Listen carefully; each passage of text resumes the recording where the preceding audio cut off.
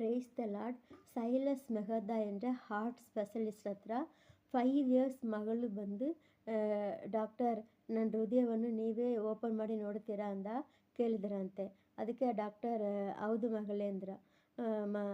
ಮಗಳು, ನನ್ನ ಹೃದಯದಲ್ಲಿ ಏಸಪ್ಪ ಇದ್ದಾರೆ, ನನ್ನ ಹೃದಯವನ್ನು ಓಪನ್ ಮಾಡಿ ನೋಡುವಾಗ ಏಸಪ್ಪ ಹೆಂಗಿದ್ರಿಂದ ನೋಡಿ ಆಮೇಲೆ ನನಗೆ ಕೇಳಬೇಕು ಅಂತ ಕೇಳಿದ್ರಂತೆ.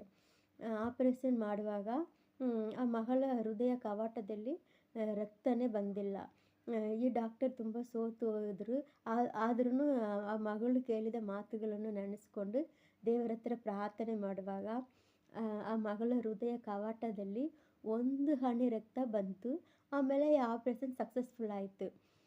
ವಾರ್ಡ್ಗೆ ಬಂದಮೇಲೆ ಆ ಮಗಳು ಡಾಕ್ಟರ್ ಹತ್ರ ಕೇಳಿದಳು, ಡಾಕ್ಟರ್ ನನ್ನ ಹೃದಯದಲ್ಲಿ ಏಸಪ್ಪ ಹೆಂಗಿದ್ರು ಅಂದ ಆ ಮಗಳು ಕೇಳಿದಳು.